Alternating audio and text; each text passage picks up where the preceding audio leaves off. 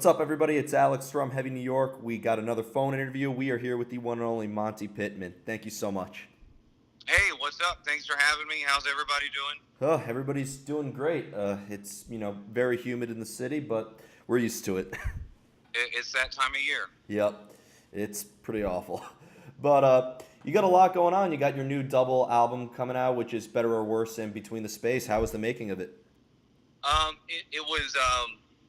It was a lot of fun because I did everything myself, and so that was that's a luxury to be able to work on something to where you can keep working on it until it's absolutely how you want it. To some degrees, there's always something you wish you could have done different, but Yeah, that's part of the creative process. And for recording, for recording any of it, if I was inspired to play something, I could just set up and record it. exactly. Like there's a guitar part at the beginning of Turning Retrograde, which is the third song on the acoustic album, on Better or Worse. And I had the song how it was, but then I came up with this finger picking part, and I was like, oh, that would go really good at the beginning of this song. And so I just set up my mic and fired up Pro Tools and started recording, and that was it. Didn't even have to think twice about it. Awesome. It's good that you're not at the mercy of like other people's schedule and everything like that. Right. Yeah. Now, this is being a double album. I'm always curious about this. Was this like intentional to make a double album, or did you kind of just have like so much material it just had to be that way? Well, the idea came from there's people who seem to like my acoustic stuff. There's people who seem to like my heavy stuff, and there's people who like both. So it's having something for everybody out there. I don't want to. I mean, I love playing all kinds of music, Yeah. and I don't want to just do one thing.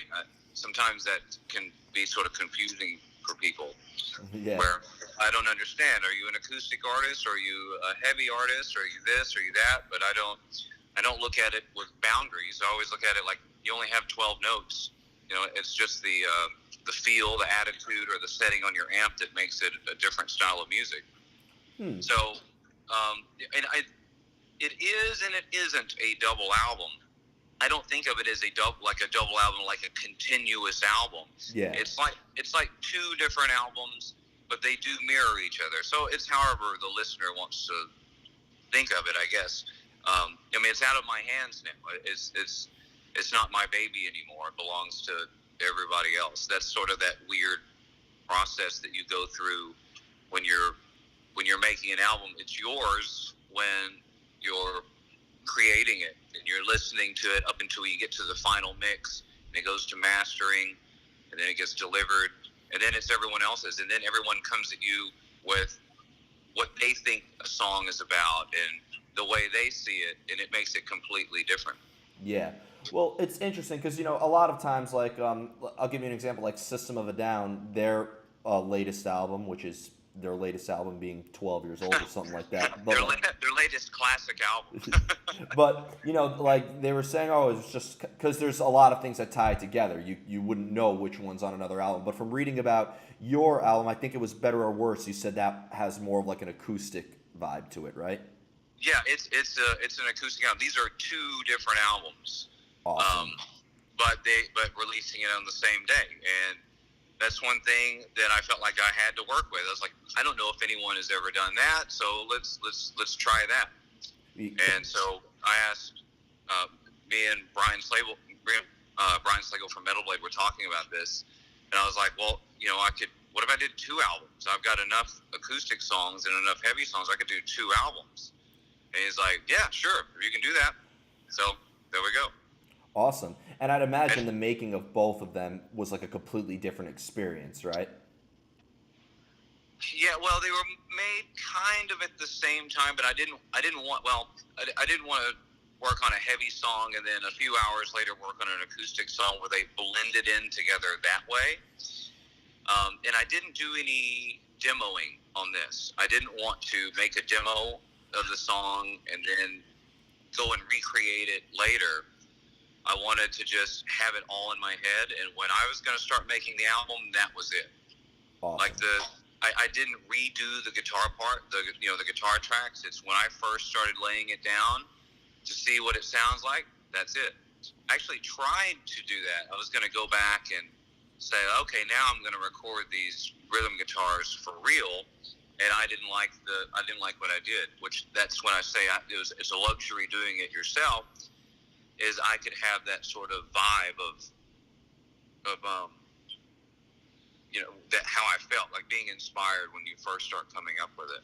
Awesome. And the guitar on Have Faith and Better or Worse on the on the album Better or Worse, that guitar is when I first laid that down.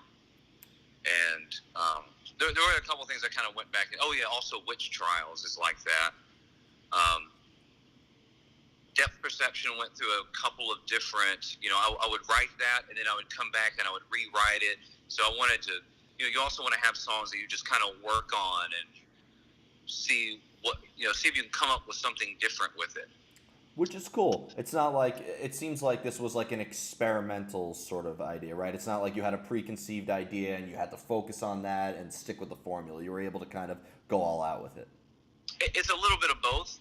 You have a lot of it that's that sort of idea, but then sometimes you record something and it doesn't come out how you think it was going to.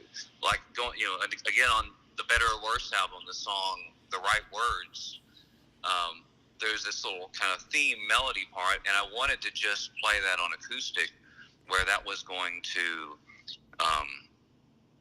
and that was going to be the first song on the album. But then when I played that on acoustic, the melody didn't sound, it didn't sound as strong with just one acoustic like I wanted it to. Mm-hmm.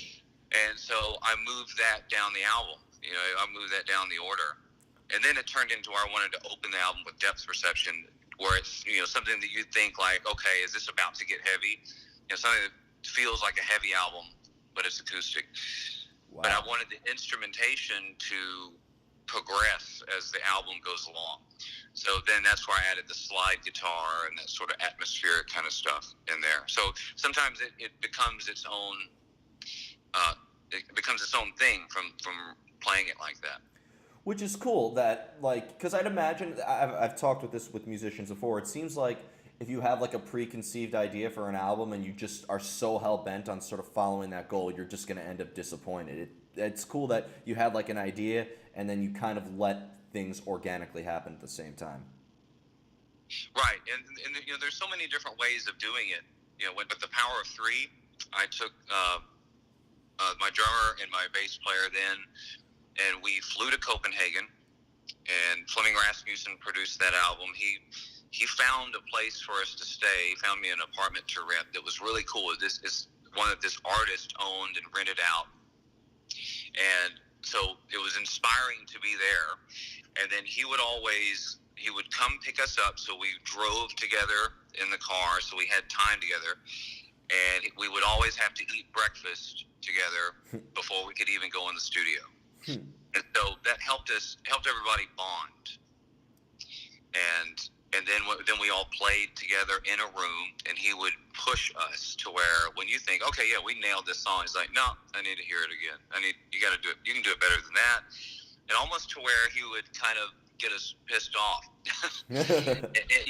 just for work's sake, and to get that emotion out. So that, that's one way of doing it. And then on the album after that, on Inverted Grasp of Balance, I recorded my guitars it was when I was on tour with Madonna. So that was done. Some of those guitars were done in dressing rooms. Some of those guitars were done in hotel rooms. Some of those were done in the back of the bus. But then I recorded my vocals with Jay Rustin, and I started taking vocal lessons from this guy Ron Anderson. That's the guy that taught Axl Rose and Chris Cornell, Pavarotti, and so he was in my head. So I was really starting to understand it, and I would go to Ron and I would get warmed up, and then I'd go straight to Jay, and I would start recording vocals then. And then halfway through it, I actually got sick. And some of the songs I'm sick when I sing it, so it's hard to recreate that live. But so now I had the ability to just do all of that whenever I wanted. So everything is a little different. Each process is different, and I'll do something different next time. Which is awesome. And being that you kind of just answered my next question, actually being Oh, sorry. no, it's all good. It's all good. I love it when that happens. It's like because you play with you played with Prong, you do your solo stuff, you play with Madonna. I mean, I don't think you could be more versatile of a musician. I was always curious because some artists kind of have like a usual mode that they go into when making music or playing music, that no matter who they're playing with or what they're playing, there's a similar vibe throughout it. But for you, it has to be like a different mind frame depending on who you're playing with, right? On those two, believe it or not, it's actually very similar between Prong and Madonna. I used to always say that Prong is just really like heavy dance music, and it's kind of bizarre that I wound up with both of these groups to where Prong started at CBGB's. Tommy was the sound man. I think Mike booked the bands and Ted ran the door. Maybe that's the other way around. But then when Madonna first moved to Detroit, she played it in CBGB's with her band, The Breakfast Club. Oh, really? I think that's where it was. But or she, she is from that same time, that same sort of that same era. And I always say, if Madonna is such an amazing dancer. She's the best dancer in the world. Absolutely. And that's where everything started with her. Whereas maybe someone starts out as a guitar player or a singer, and then they grow as an artist into other things. But I could see things could have been different, and Madonna could have been somebody like Blondie, or maybe gone a little more, the punk rock, way or something like that. Which she she is. She has that. That's an attitude. Absolutely. That's not the clothes you wear. So it could have gone that way. So there's a lot of similarities between the both. There's only 12 notes. It's just a matter of your amp setting and what you put behind it. It changes the different style of music. That's what I always say. And with all the new gear coming out, there's so much more you can do with it. Yes, that too. Yeah. That too. But as a guitar player, and you probably hear this about a lot of guitar players, we like a lot of different styles of music that are guitar related. Absolutely. I always use my buddy Alex Skolnick as an example. That he plays in Testament, but he's also got the Alex Skolnick trio, a jazz trio. I did not know this. Oh, you didn't? Oh, yeah. Alex has his own jazz group where he plays jazz. That's impressive. But as far as the notes, he may be playing the same scales in one of his jazz songs that he played on Practice What You Preach. He's even said in some interviews and some lessons that he's done that there's a lick that he does.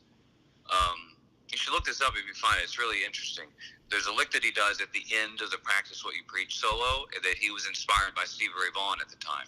Ah, so interesting. when you go back and you hear that, you go, oh, yeah, now I see it. But you don't hear that when you are just listening to it. Yeah. Well, it's funny. I mean, they've always said classical music is heavy metal without electricity. And, Oh, yes. People call... Absolutely. Oh, yeah?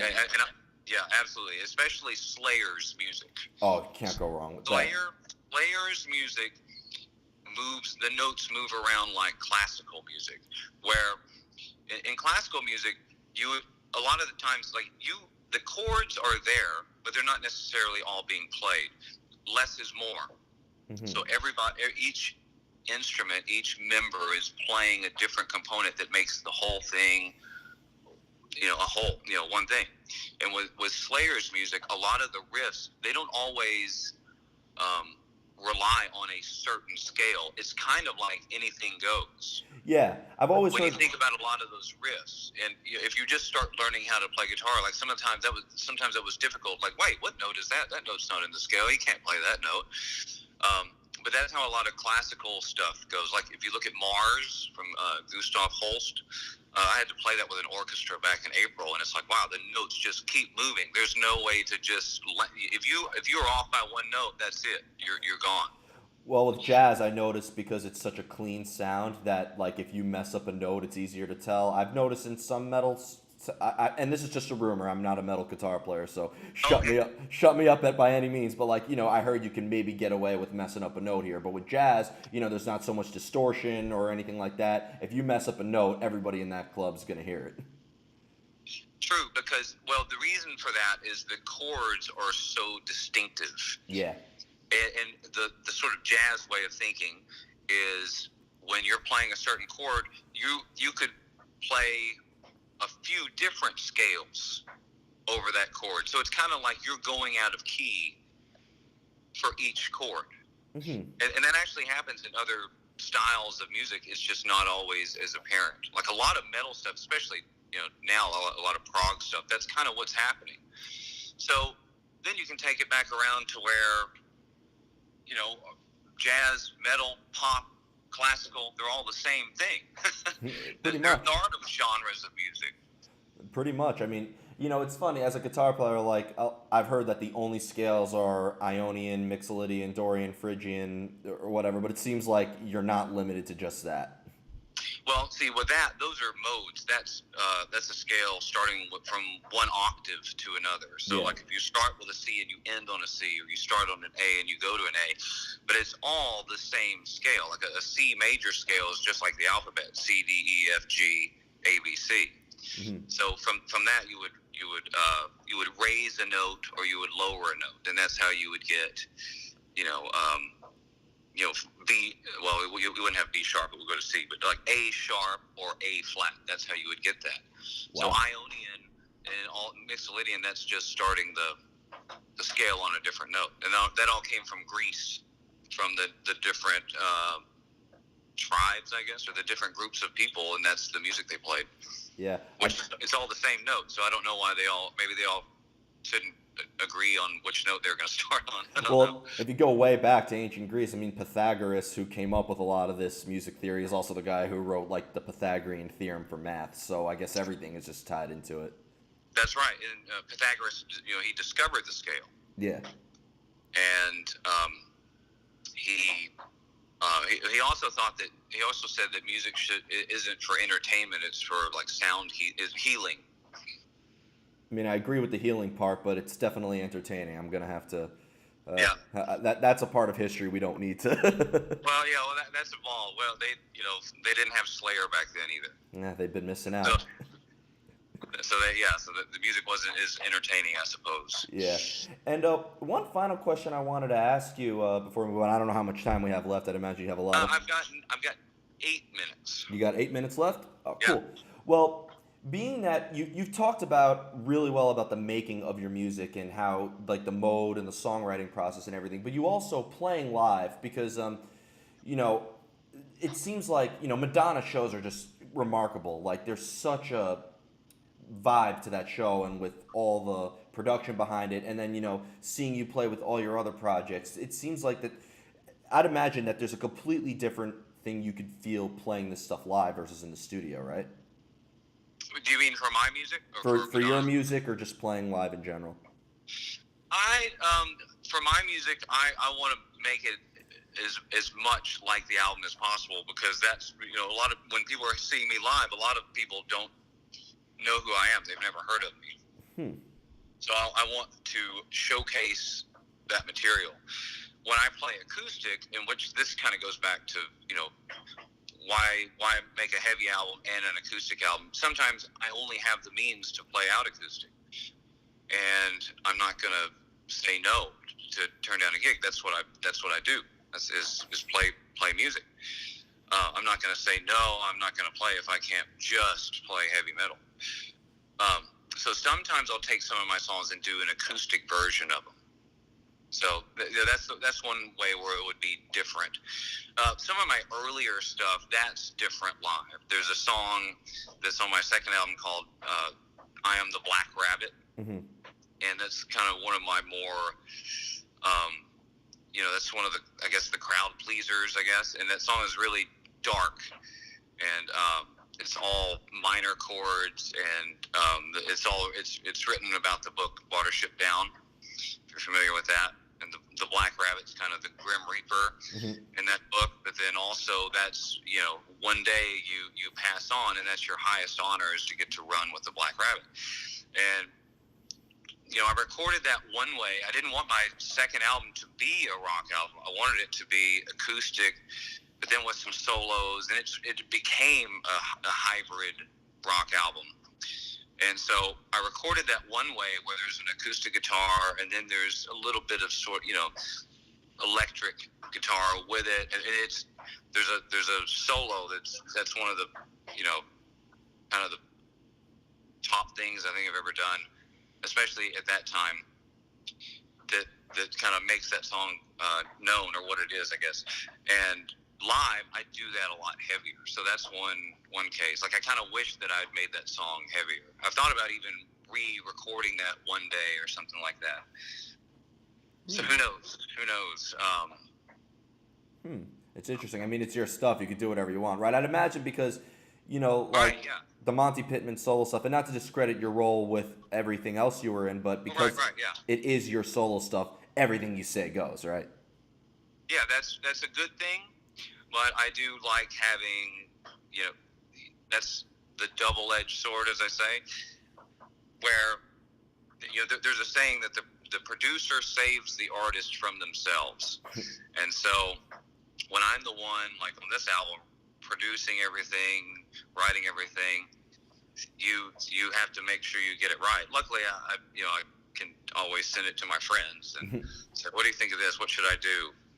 But a lot of times I go, oh yeah, it's great.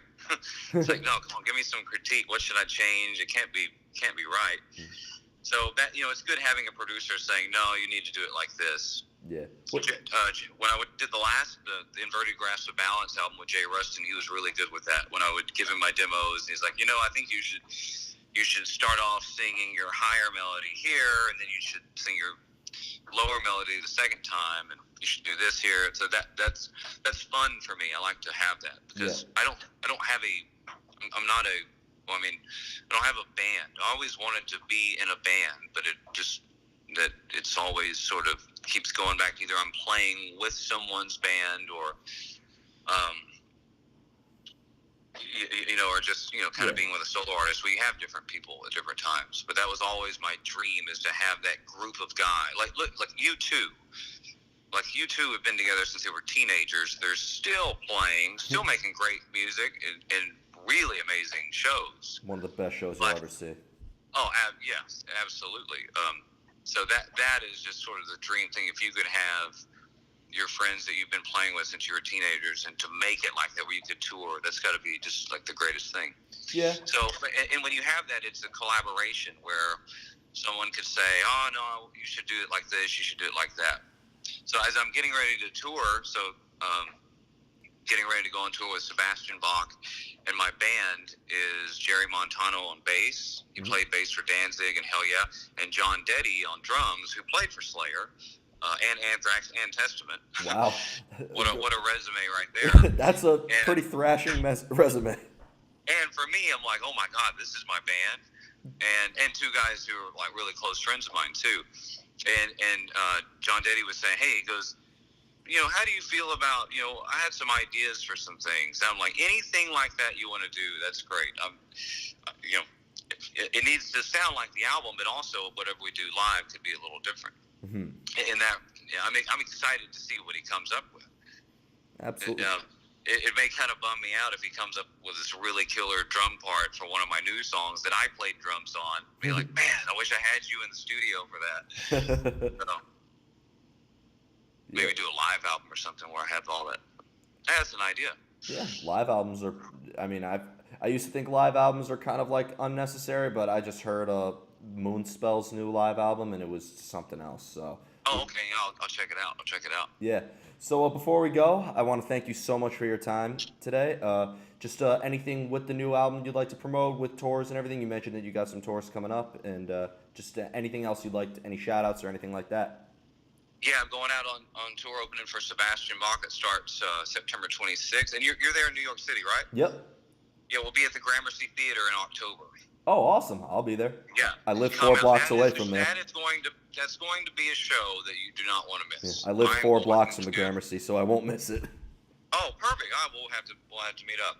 Absolutely. And that will be a show that I mean, all of this whole tour, but I'm so excited about playing every night and being on tour, and how tight the band is going to be. For all of it, but especially that. Like, that's one of those things where, like, wow, I never imagined playing the Gramercy Theater. It's an amazing venue. And where we're playing in Dallas, which is right outside of where I grew up. That's where I used to always go see bands. Awesome. So this is going to be great. I'm looking forward to the show. Yeah, me too, man. I hope to see you there. And thanks so much for the support, and thanks for telling everybody about both albums. Yeah, absolutely. So, it's Heavy New York. So hopefully everybody likes the heavy album and the acoustic album, which it feels like a heavy album. Hopefully the heaviest acoustic album that there's been. I'll be reviewing both, and so excellent. Everybody, thanks so much. Thank you. Have a great weekend. You too. We are here with Monte Pittman. Be sure to pick up the double record, Better or Worse, In Between the Space, coming out on Metal Blade Records. This is Alex from Heavy New York, and we will see you next time.